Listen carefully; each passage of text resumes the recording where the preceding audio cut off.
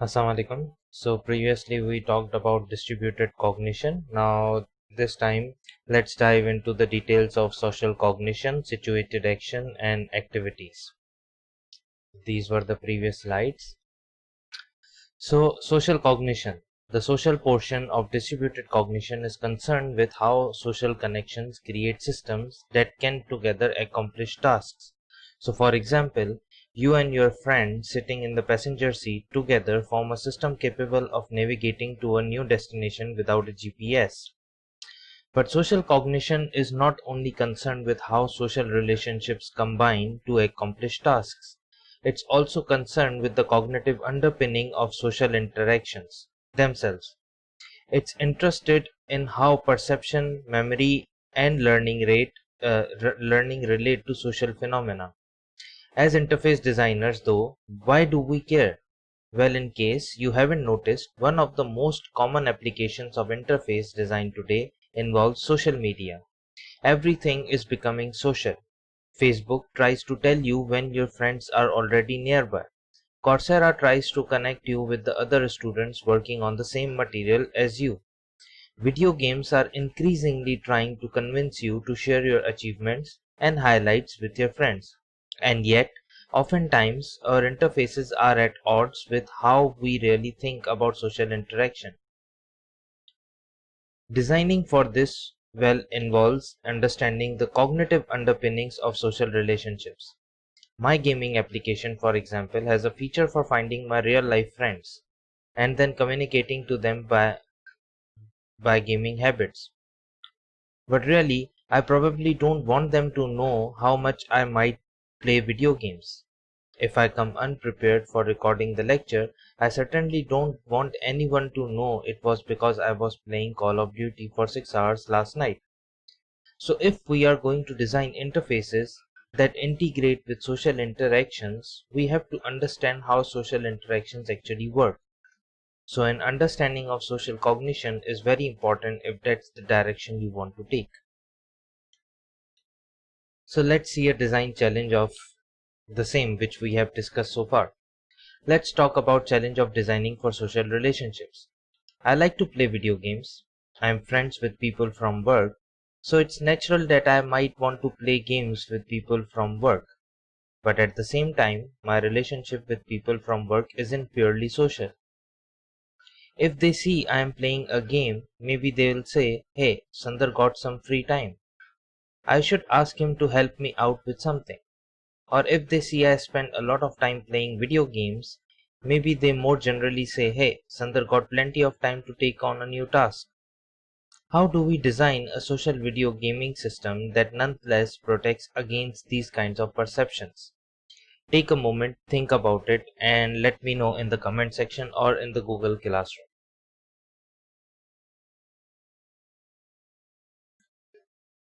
Now, for my take on this, there are a lot of creative ways we might tackle this problem. One might be a base social video game relationship around something like Tinder. Tinder, if this is still around by the time you are watching this video, is a dating app where you express interest in another, are only connected if they also express interest in you. We can apply the same philosophy to video games. You can set it such that my contacts can just look up my game playing habits. But if they are also playing or interested in playing, they'll learn that I am playing as well. In terms of social cognition, that's kind of getting at the idea of an in-group. Your behaviors are only seen by those who share them, and thus are in no position to judge them. Or alternatively, you can use artificial intelligence to determine the gaming behavior of the users and suggest a social connection to you based on the similarity in yours and theirs behavior. Now, like distributed cognition, situated action is strongly concerned with the context within which each people interact. But unlike distributed cognition, situated action is not interested in the long-term and enduring permanent interaction amongst these things. That's not to say that the theory denies the existence of long-term memory, but just has a different focus. Situated action focuses on humans as improvisers. It's interested not in the kinds of problems that people have solved before, but in the kinds of novel situational problems that arise all the time. So for example, if I decide to record this video with my daughter for this lecture, of course that's not me, the image is taken from Google Images, but the idea is I don't know how she will act, as she is maybe 2 months old. I don't have contingency plans about how to react if she acts strangely or if she distracts me from the things I want to say or the concepts I want to explain. I'm just going to figure this out as I go along. This is the kind of interaction that situated action is interested in, and that's important for us as interface designers. While we like to think we are in charge of structuring tasks for our users, in reality, the tasks that we perform are growing out of this interaction. We can try our best to guide it in certain directions, but until we actually get our hands on it, the task doesn't exist. The task of me recording with my daughter didn't exist until this moment. Once we have got our hands on it, the task is what we do, and not what we design. So as users, when we use an interface, when we actually do something, we are defining the task as they go along. So there are three kinds of ways here. One, we must examine the interfaces we design within the context in which they are used. Two, we must understand that the task that the users perform grows out of this interaction with our interfaces. We don't define it.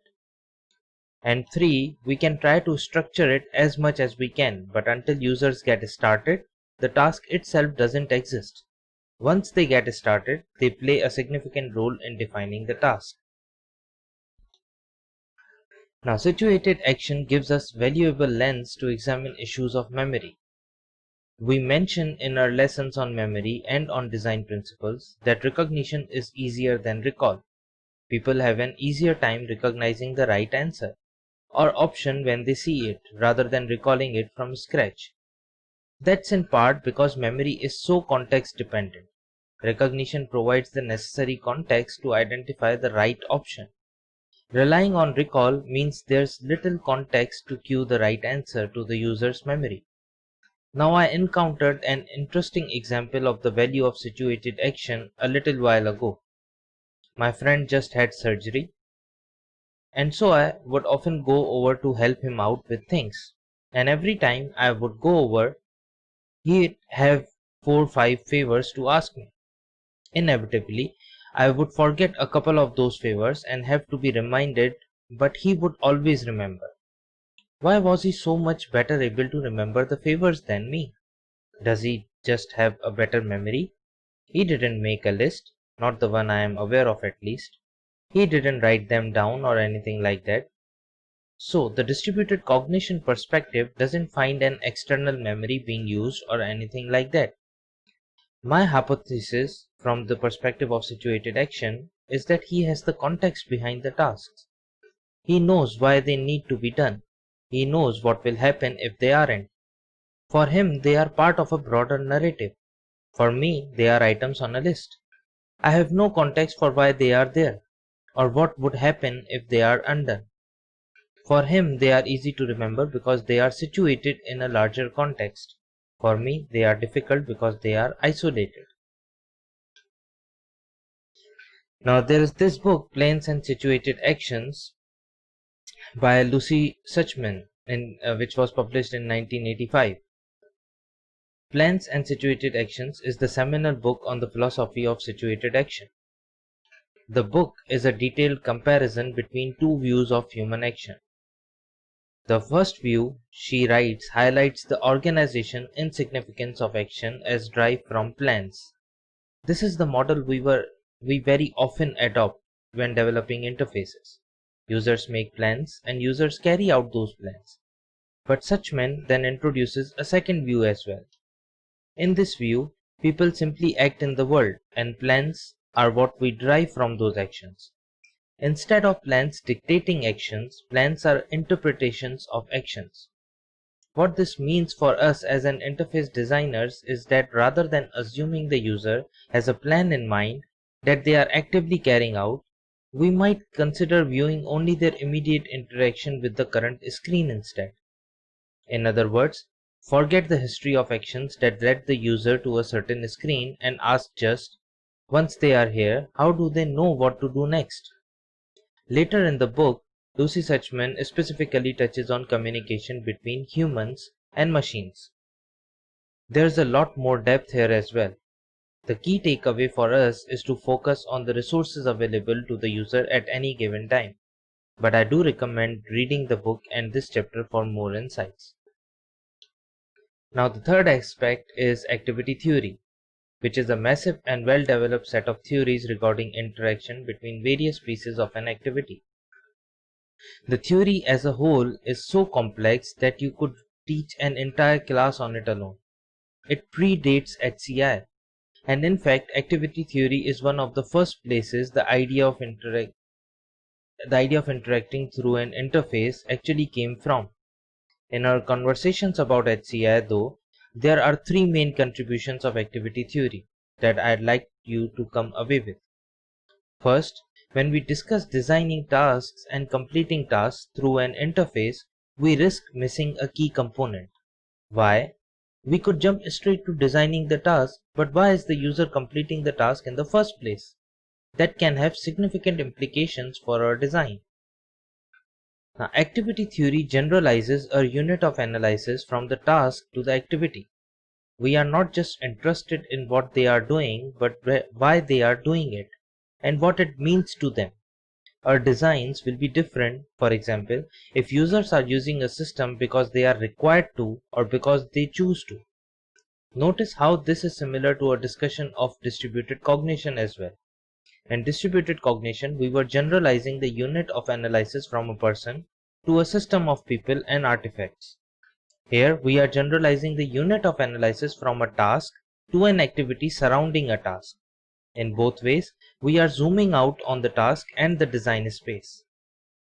Second, activity theory puts an emphasis on the idea that we can create low-level operations from higher-level actions. We saw something similar to this with Gomes' model, where methods were made up of operators. This has a special historical significance.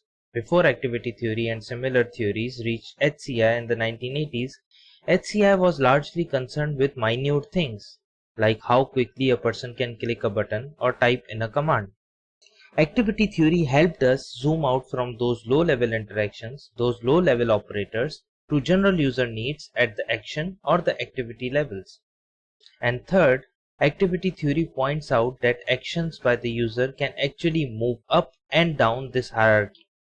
A common example of this is driving an automatic car. The first time you drove a car, shifting gears between park and drive was a very conscious action made up of operators, like grabbing the gear shift, and moving it in the right direction, and letting go. You have to think about how to press the button, which way to push the stick, and when to release it. However, after driving a few times, shifting gears just becomes second nature. It becomes more like an operator. It shifted from being a conscious goal to an operator in your broader driving behavior. Notice a similarity here to our previous discussion on learning curves. How quickly an action moves from being a conscious action to a subconscious operator is also a function of how good the learning curve is on that design. Notice also this is similar to the question of invisible interfaces. A good invisible interface helps users focus on their actions inside the task, rather than the operators they use to interact with the system. Now in 1996, Boni Nardi edited a prominent book on a study of context in human-computer interaction titled Context and Consciousness. The entire book is worth reading, but two papers in particular stands out to me, both by Nardi herself. The first is a short paper that serves in some ways as an introduction to the book as a whole. It's not a long paper, it's only 4 pages, so I highly recommend reading it. It won't take you long. Here, Nardi outlines the general application of activity theory to HCI. She notes that activity theory offers a set of perspectives on human activity and a set of concepts for describing that activity. This is exactly what HCI research needs as we struggle to understand and describe context, situation, and practice. She particularly notes that theory is uniquely suited to addressing some of the interesting issues facing HCI in 1996. For that reason, it's also fascinating to view from a historical perspective. Today, we understand the role that context has grown to play, especially with the emerging technologies. It's fascinating to me to look back at how the community was constructing that debate 20 years ago. In this video, we have covered three theories on studying context in human-computer interaction: distributed cognition, situated action, and activity theory. If you are having trouble keeping three straight though, Nardi has a great paper for you. From her volume Context and Consciousness, Nardi wrote a comparison between the three philosophies she titled Studying Context, a comparison of activity theory, situated action models, and distributed cognition. She starts by giving a great one-page summary of each of these three views, which would be really good if you are having trouble understanding the finer points of these theories. Even more usefully, she goes on to give commentary on the difference between these three big theories. First, she notes that activity theory and distributed cognition are driven by goals, whereas situated action de-emphasizes goals for a focus on improvisation. She goes on to summarize the situated actions as goals are constructed retroactively to interpret our past actions. Nardi also evaluates the role of permanent persistent structures, noting they are important for activity theory and distributed cognition, but present a tension for situated action. So here, we again see a similarity between activity theory and distributed cognition. So what makes them different? Well, Nardi writes that the main difference between activity theory and distributed cognition is their evaluation of the symmetry between people and artifacts. Activity theory regards them as fundamentally different, given that humans have consciousness. Distributed cognition, by contrast, believes that artifacts can serve cognitive roles, and so those should be considered conceptually equivalent to humans. So that gives a high-level overview of the difference between these three theories. These theories are big and complex, of course, and the complete paper goes into much more detail. But this should provide a decent glimpse at the distinctions, at least enough to get you started reading the paper for yourself. Now, distributed cognition is a perspective on analyzing systems that helps us emphasize the cognitive components of interface themselves. It helps us look at things we designed as extensions of the user's own cognition. We can view anything from notes on a desktop to the entire internet as an extension of the user's own memory. We can view things like Gmail's automatic email filtering as offloading cognitive tasks from the user. In looking at things through this lens, we focus on the output, not just of people into interfaces, but on the combination of people and interfaces together. So what are they able to do together that neither of them could do individually? As we approach to the end of this video, think of this in terms of your chosen areas of HCI or your mini project. What are the cognitive components of the areas with which you are dealing? How do augmented reality and wearable devices offload some of the user's cognition onto the interface? In educational technology or in HCI for healthcare, what are the tasks being accomplished by the systems comprised of users and interfaces? So concluding this video, we have talked about distributed cognition and a couple of related theories. The commonality of all these theories was their emphasis on context and integrated systems. Distributed cognition is interested in how cognition can be distributed among multiple individuals and artifacts all working together. By taking a distributed view of interface design, we can think about what the combination of our users and our interfaces are able to accomplish. On the other hand, situated action and activity theory give additional perspectives on this, focusing respectively on the importance of ad hoc improvisation and the need to emphasize users' motives beyond just their goals. The common ground for all these theories is that our interfaces are not simply between the user and their task, but they also exist in some kind of greater context. So we have reached to the end of this video. Please let me know if you have any questions. You can ask the questions on Google Classroom, or you can ask the questions in my live session. So please note down the slide number, and if you have any question, please let me know in the live session. Or if you want to just answer my questions or the assignments which I gave you, feel free to just integrate that into your mini project and then discuss it on the Google Classroom, that how you can actually apply the distributed cognition to offload some of the tasks from your user to the interface itself, or how the situated actions and activity theories can help you in designing the interfaces of your choice, that is your mini project. So think about it and let me know in the live session or the Google Classroom. Thank you.